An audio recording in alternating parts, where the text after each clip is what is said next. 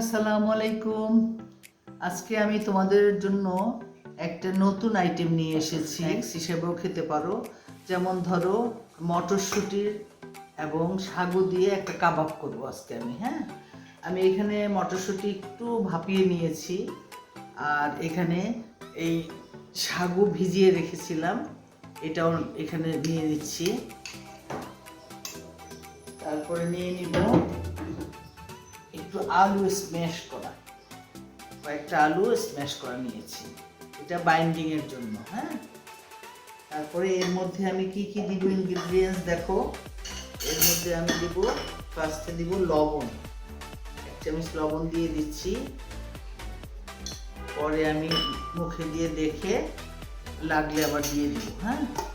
আর দেবো এখানে দেখো, আমার এখানে আছে পেঁয়াজ কুচি, আদা কুচি, রসুন কুচি, একটু বাদাম একটু তেলে একটু গুঁড়ো করে নিয়েছি, আর চিলি ফ্লেক্স, আস্ত জিরা, কাঁচামরিচ কুচি, ধনিয়া পাতা কুচি, এগুলো দিয়ে আমি মাখাবো।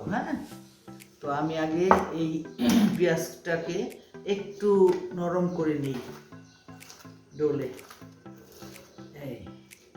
এগুলো সব মিশিয়ে আমি সুন্দর করে ডিম দিয়ে আর একটু টমেটো সস দিয়ে মাখিয়ে নিয়ে কাবাবগুলো তৈরি করব।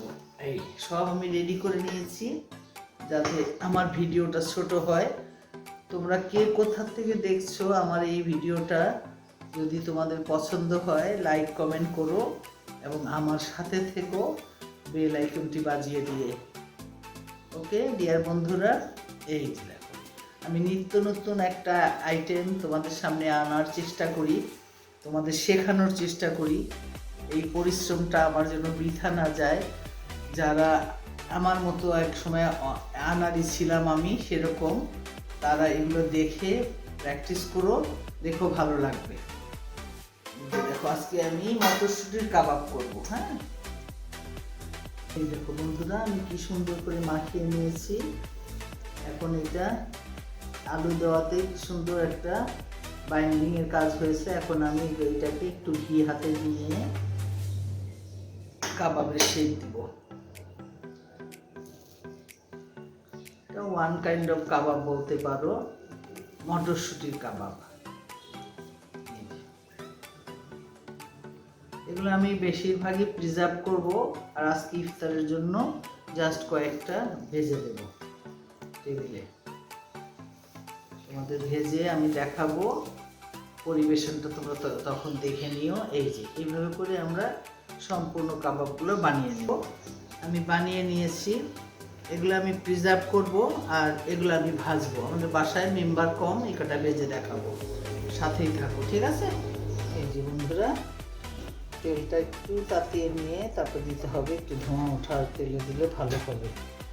বানানো শেষ, বিসমিল্লাহ।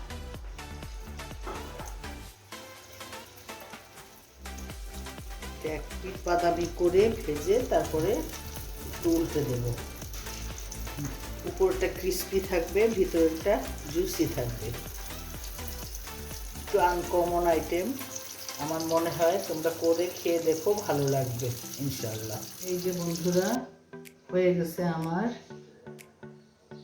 পিস কাবাব, দেখেছো? এটা তোমরা ইচ্ছা করলে পেঁয়াজ কাঁচামরিচ দিয়েও খেতে পারো, আবার ইচ্ছা করলে তোমরা এই সস দিয়েও খেতে পারবে, ঠিক আছে? এই যে দেখো, ভালো লাগলে লাইক কমেন্ট করো। আজকের মতো এখানেই, আবার নতুন কোনো রেসিপি নিয়ে হাজির হব তোমাদের সাথে। আল্লাহ হাফেজ, ফি আমানিল্লাহ।